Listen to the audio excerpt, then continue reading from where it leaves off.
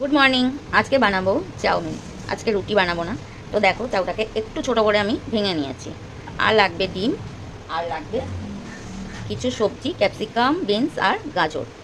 কাঁচা লঙ্কা তো লাগবেই। তো চাউটা আগে আমি সিদ্ধ করে নেব। তার জন্য আমি গ্যাসে জল বসিয়েছি। জলটা ফুটে গেছে, আমি গ্যাসটা একটু কম করে দিয়েছিলাম। তো দিয়ে দিচ্ছি চাউটা।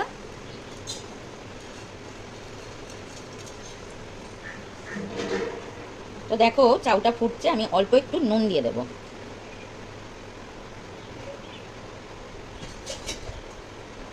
খুব বেশি কিন্তু আমি ফোটাবো না চাউটা।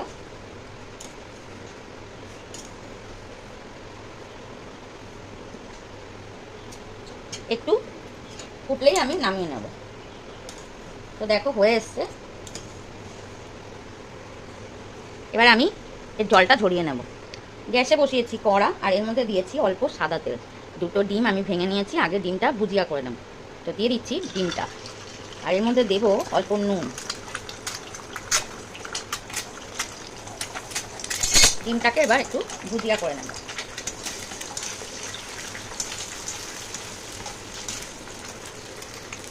তো দেখো, ডিমটা আমি ভুজিয়া করে নিয়েছি, এবার নামিয়ে নেব।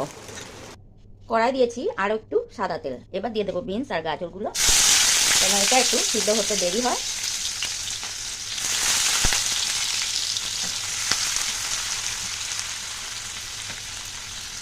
বিনস গাজর অনেকটাই ভাজা হয়ে গেছে, অল্প নুন দিয়ে দিচ্ছি। আর এবার দিয়ে দেবো ক্যাপসিকাম। ক্যাপসিকাম খুব বেশি ভাজবো না, তাই আমি এটা পরে দিচ্ছি।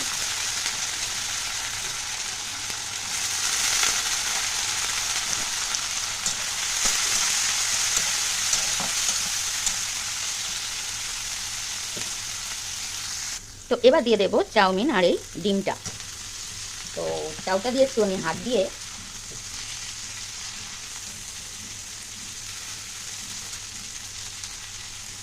একটু ছাড়িয়ে দিলাম, ঠান্ডা জল দিয়েছি, তাও একটু জড়িয়ে গেছে। তো এবার এটাকে ভালো করে নাড়িয়ে নেব। এই সময় গ্যাসটা একটু কম করে দেব।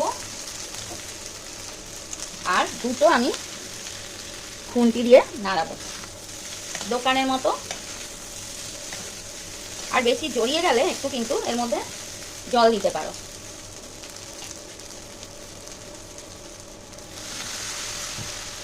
তাহলে এটা ছাড়িয়ে যাবে।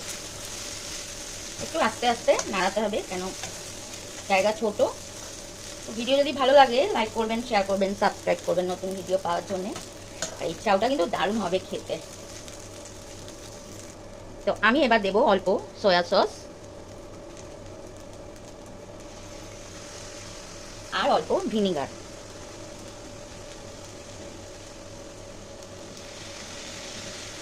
তো এবার আবার একটু ভালো করে নাড়িয়ে দেবো।